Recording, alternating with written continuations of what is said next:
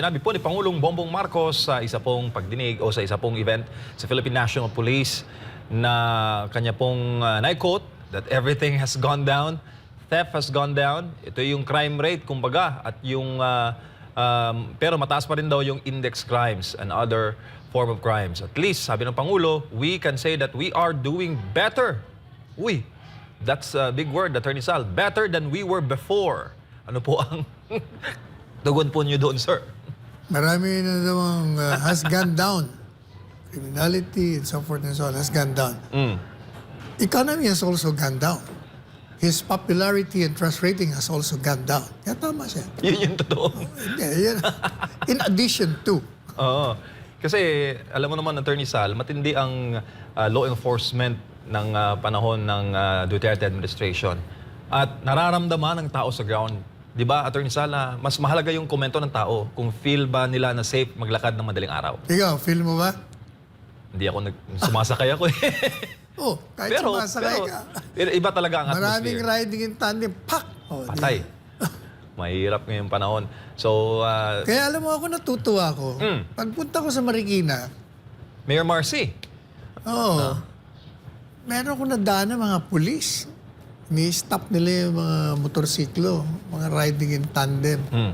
But sabi ko, yan ang tama. Kasi hindi mo alam, baka yung hinuhuli mo, may babarilin na. Right. Dapat ganyan, palaging visible ka at saka talaga nag-i-inspection ka. Right. Maraming salamat, Attorney Sal. Planong ipatupad ng pamahalaan ng right sizing ng mga tauhan po ng PNP para papag-ibayo daw ang police visibility sa bansa. Pinay-aral naman ng Malacanang ang posibilidad na lumikha ng isang legal department sa loob ng PNP. Ang mga usapin ay natalakay sa PNP Command Conference sa Campo Crame. Si Creselyn Catarong sa report. Plano ng Department of the Interior and Local Government o DILG at Philippine National Police na ipatupad ang right sizing ng mga tauhan at mapaghusay pa ang police visibility sa buong bansa. Sa press briefing sa Malacanang nitong Miyerkules, ipinaliwanag ni DILG Secretary Benjamin Abalos Jr. na nais nilang i-maximize ang pwersa ng pulisya upang maiwasan ang duplicity ng trabaho. Dagdag ng kalihim, nais din nilang tiyakin na ang mga opisyal ng pulisya ay nakatutok sa pagtatrabaho sa antas ng komunidad. Nang tanungin kung ang right sizing ng mga tauhan ng PNP ay mangangahulugan ng kawalan ng trabaho para sa ilang pulis, sinabi ng DILG chief na wala silang intensyong tanggalin ang mga pulis sa kanilang pwesto. Bagkus, i-reassign lang anya sila sa ibang tungkulin. Kasi ang nangyayari yung iba nasa office lang, nagkakaroon ng duplicity of work, yung ang report ni Chief PNP. Ang sabi ng Pangulo, tama yan, para imbis na nasa opisina yung mga pulis, at least nasa baba. Importante sa grassroots, nasa baba. Samantala, ipinag-utos ng Malacanang ang pag-aaral para sa posibilidad na lumikha ng isang legal department sa loob ng PNP bilang bahagi ng pagsisikap na protektahan ang kapakanan ng mga pulis laban sa mga harassment at akusasyon. Binigyang diin ni Secretary Abalos ang kahalagahan na magkaroon ng opisina na magbibigay ng libreng legal aid sa mga pulis, lalo na sa usapin ng raid sa mga illegal na droga. Basta ang pulis ay mag-raid, tapos because of technicality, let's say 3-witness rule, madismiss yan, babalikan niyang mga pulis, didemanda yan.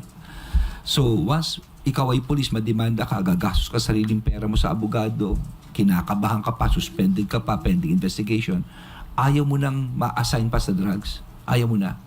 At nangyayari yan.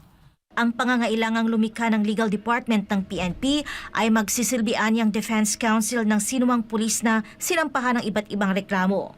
Ipinahayag ng pamahalaan na hindi maaring baliwalain ang kapakanan ng mga pulis na nag-alay ng kanilang buhay sa paggawa ng mabuti, ngunit hindi kayang magbayad ng abogado o humingi ng serbisyong legal. Nitong araw ng Martes, nagkaroon ng ikalawang PNP Command Conference sa Camp Crame sa Quezon City kung saan tinalakay ang mga nabanggit na usapin, maging ang operational accomplishments ng PNP at iba pang mga issue. Para sa Diyos at sa Pilipinas kong mahal, Creselyn Catarong, SMNI News. Attorney Sal, ano po masasabi ninyo sa mga updates dyan po sa Philippine National Police? Anong right sizing? Ang kailangan nyo mga pulis. Kukunti ang pulis natin eh. For every policeman, ilan? Sa populasyon. Konti ho talaga, nung nasa administrasyon tayo nung nakaraan. Takal ko na nirekomenda yun. Kailangan dagdagan natin kung pwede, doble natin yung bilang ng mga pulis, pati sa army. Ang ratio, Attorney Sal, 1 policeman for every 500 inhabitants. 1 is to 500, sir. 500,000, Diyos ko naman. Dagdagan ho natin ng mga pulis. Hindi po pwede yung ganyan. Kaya hirap tayo eh.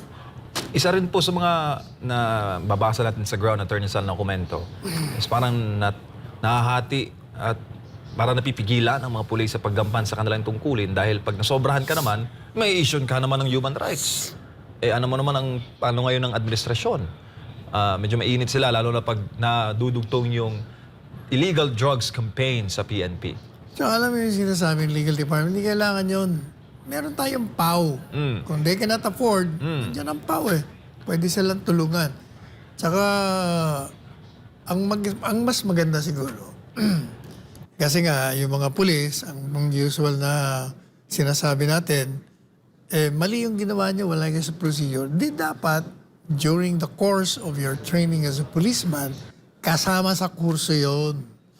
Yung mga dapat niyong gawin, pag magre-raid, anong procedure, dapat kasama yon. Pag hindi kayo nakapasa, hindi po pwede kayong maging pulis.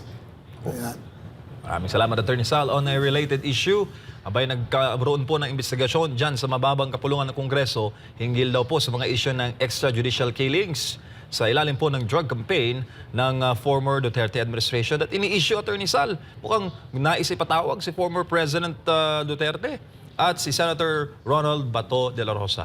Your thoughts on that, sir? teka muna, ang ganda yata na, ibalik mo nga yung polo ni Presidente Duterte. Passionista ang dating Ibalik nyo nga yun. Ayan. Yan. Aba, talaga naman. Mr. Passion. Passionista ng Presidente Oo. Anyway, yan po ang alam po niya. Matagal ko nung ako'y nasa Malacanang pa, tagapagsalita niya at abogado niya. Yun ang claim na 20,000 plus. Sama nagmula yun? Nagmula yung kay Rappler Sino nga si Rappler? Si Maria. Maria Ressa. Si Maria Ressa. US funded. Siya nag-release nun. And in fact, personally, I asked her. Sabi ko, I don't remember na kung personally o basta parang sinagot niya yung tanong ko Sabi ko, saan mo na ako yung 20,000? Sabi niya, ni-report lang yan ng isang dyaryo din Ay, tinamaan ng magaling ka ako. Inuulit mo lang pala, hindi mo verify. Kaya ever since, hinahamon na po natin, kahit si Presidente Duterte, yung 20,000 yun, nasaan yan? Saan ang listahan yan? Kasi, yung gobyerno, meron pong listahan ng mga napatay o namatay in the course of the raid. Kumpleto ang facts. In fact, pinalalabas pa sa TV. O yun ang recorded. Yung sinasabi niyo, chismis. Nasaan yun? Tsaka, ayan, tama yun si Congressman Abante. Sabi niya, kung totoo yan, may mga kliyente ka, bakit di ka nagpapile? Sabi naman nung abogado ayaw mo mag-file Tapos ayaw mag-file, tapos sinisisi niyo yung nakarang administrasyon. Pero, di ba, Attorney, overwhelming po ang comment ng taong bayan doon sa war against drugs. At may resulta. Talagang narami din nasasabi sa ating comment section na mukhang pag Duterte na mga programa, binabalikan at sinisiraan. Anong masasabi mo doon, sir? Siyempre, sino ba sumisira? Di mga kalaban ng Presidente Duterte.